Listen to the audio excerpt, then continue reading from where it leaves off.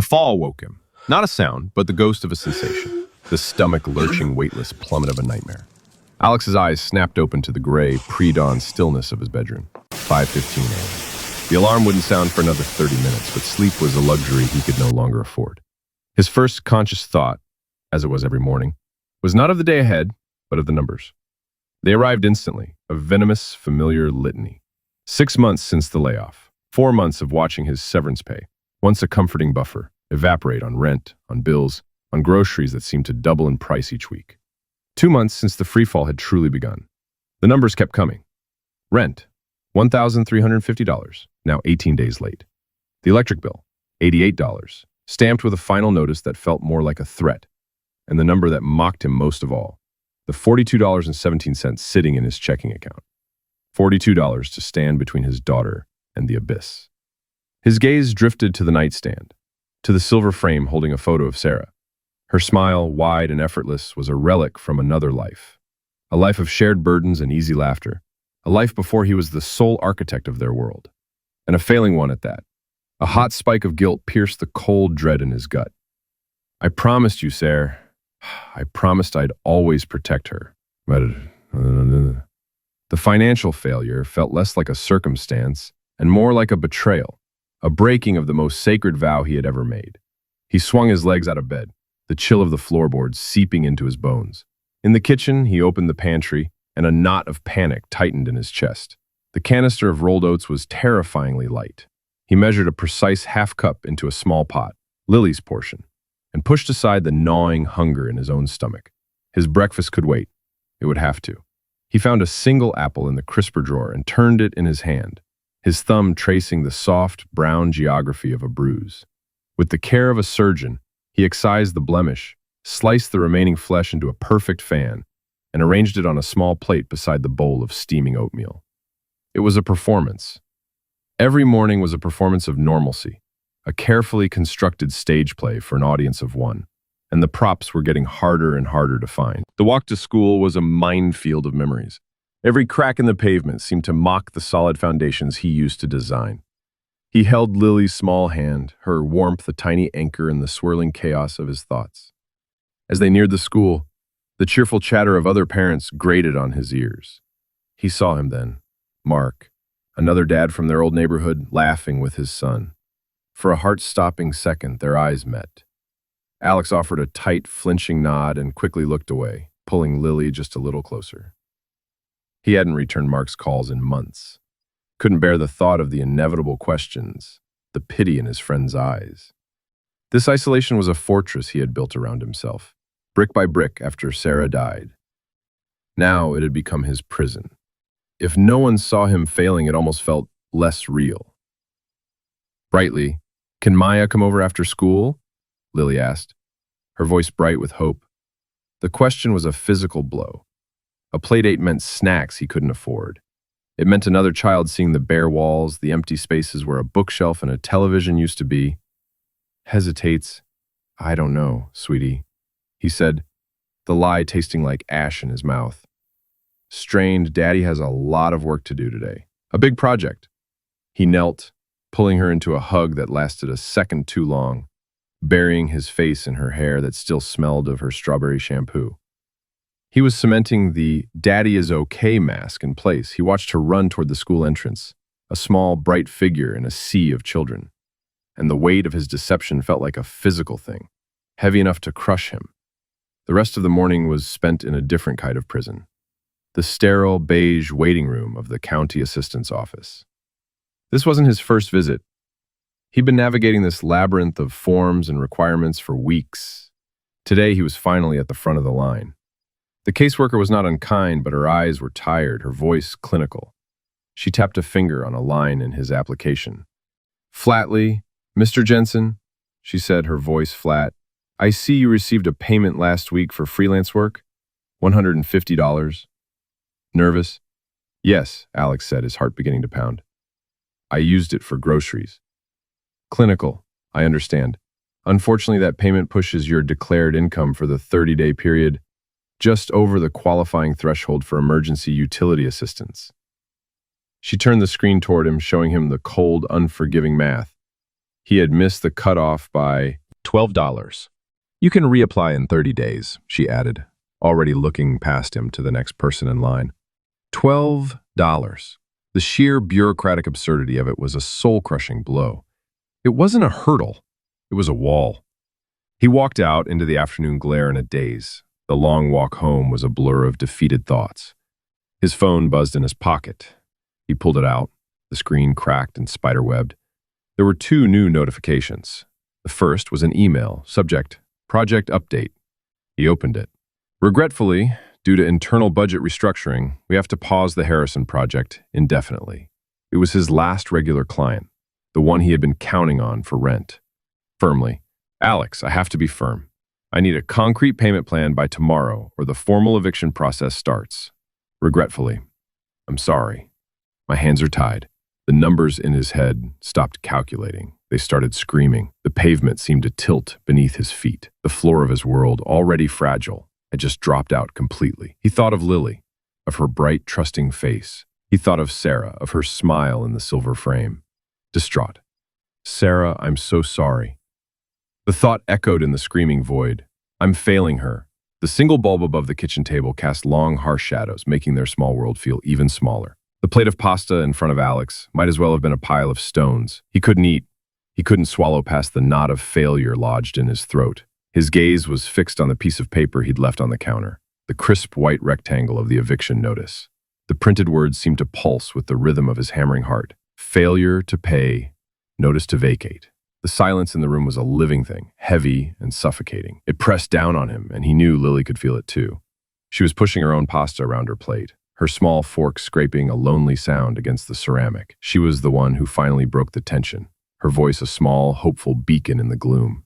Softly, hopeful. I painted a rainbow in art, she said, looking up at him from under her bangs. Tenderly. It had purple in it. For Mom. The words, so innocent and pure, struck Alex with the force of a physical blow. Sarah had loved purple. She would have loved that rainbow. She would have known how to fix this, how to make everything okay, and he didn't. He was here, drowning, and this beautiful, perfect child was trying to throw him a lifeline he couldn't grasp. He didn't respond. He couldn't. The muscles in his jaw were locked tight. Lily's own small smile faltered. She saw the vacant, haunted look in his eyes. Her voice became a hesitant whisper. Daddy, are you okay? That was it. The question, so simple and so full of concern, was the final, unbearable pressure on the dam he had been building for 6 months. He looked at his daughter, her wide, worried eyes, her entire being focused on him, and the mask of composure didn't just crack, it disintegrated into dust. Alex lowered his face into his hands, the rough texture of his palms a strange comfort against his skin. A sound tore from his throat, a choked, guttural sob that was ugly and raw and loud in the quiet kitchen. His shoulders began to heave with the force of it, each tremor a testament to a battle lost. He was crying, not the silent, noble tears of a man holding it together, but the deep, wrenching sobs of absolute catastrophic defeat. A hot, sickening wave of shame washed over him, even as the tears flowed. You're scaring her. You're weak. You promised you would never scare her. The words were a frantic chant inside his head, a chorus of his own failure. Through the storm of it all, he managed a ragged whisper into the darkness of his hands, a final, broken surrender. I'm sorry, Sarah. I'm so sorry. Lily flinched. Her fork clattered onto her plate. She froze, her body rigid. This was wrong. This was a sound she had never heard, a sight she had never seen. Daddy's didn't break. Her daddy didn't break. For a long, terrifying moment, her face was a canvas of pure fear and confusion. But then, as she watched him, something shifted behind her eyes. She saw the shaking shoulders, heard the ragged gasps for air, and a different kind of memory surfaced. The feeling was familiar. It was the feeling she got late at night sometimes, when the memory of her mother's smile felt too far away. It was sadness. Slowly, deliberately, she slid from her chair. Her feet made no sound on the linoleum floor. She didn't rush to him, didn't touch him at first. She just stood beside his chair, a small, solemn witness. "Daddy?" she asked, her voice a little shaky. "Why are you making sad noises?" Alex couldn't answer. He could only shake his head, trapped in his storm of shame and grief. He felt a tiny, hesitant pat on his forearm. He risked a glance through the gaps in his fingers and saw her standing there. Her expression no longer frightened, but filled with a deep, solemn gravity. She connected his pain to the only benchmark she had for such a profound sorrow. "When I'm sad about Mommy," she said, her voice barely a whisper, her logic simple and direct, and devastatingly pure. "You give me hugs." She paused, then asked the question that would change everything. "Do you need a hug?" Her question hung in the air, a fragile thread of grace in the wreckage of his composure. "Do you need a hug?" It wasn't an accusation. It wasn't pity. It was an offering. Slowly, as if moving through deep water, Alex lifted his head. His face was a ruin of tears and exhaustion. He looked at his daughter, truly looked at her, and saw not the child he had been trying to protect, but a person with her own strength, her own wisdom. He nodded, a single jerky motion. He didn't pull her onto his lap with paternal strength. Instead, he leaned forward and wrapped his arms around her small frame in a hug that was all surrender. He buried his face in the crook of her neck, inhaling the faint scent of strawberry shampoo and childhood. And for the first time in months, he just breathed. He wasn't a protector. He wasn't a provider. He was just a father, holding his daughter, and he was not okay. The secret was out. He had failed in his mission to appear invincible, and the world had not ended. Lily wasn't broken. She was here, her small arms wrapped tightly around his neck, holding him back. Tucked into the safety of the embrace, her voice muffled against his shoulder, she made her own confession. "Sometimes," she whispered so quietly he almost didn't hear it, "I pretend I don't miss Mommy so you won't be sadder." The words struck Alex with a force that knocked the remaining air from his lungs.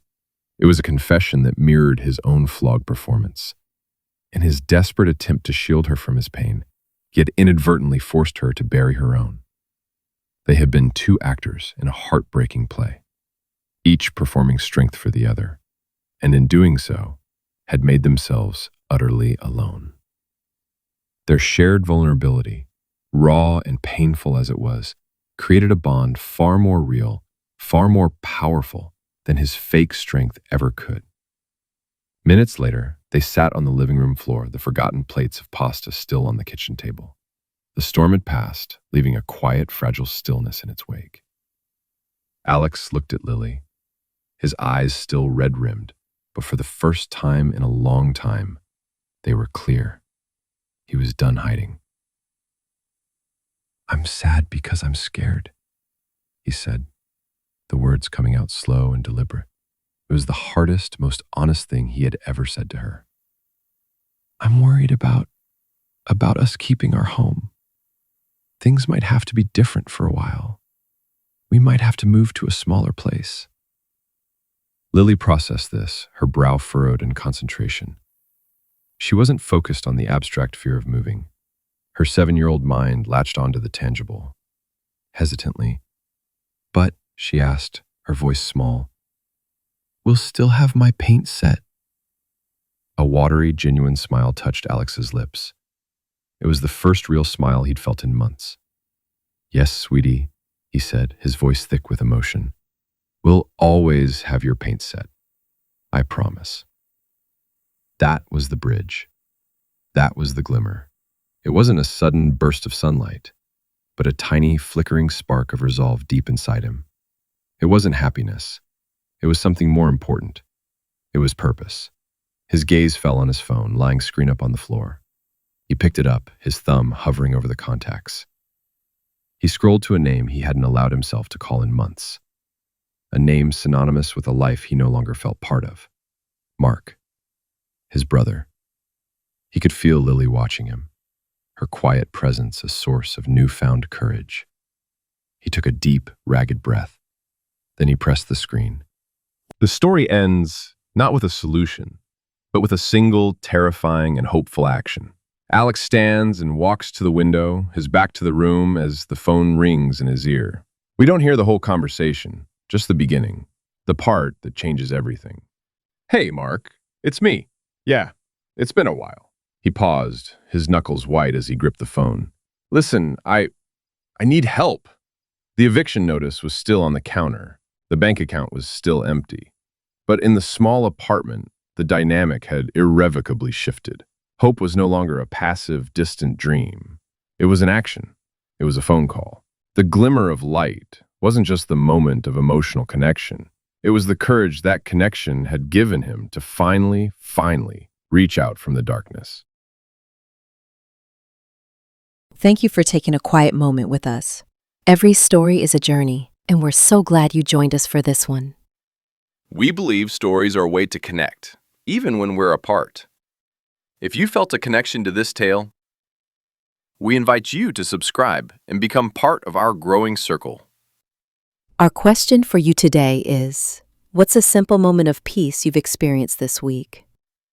Share it in the comments. Let's fill this space with serene moments. Until the next story, be well.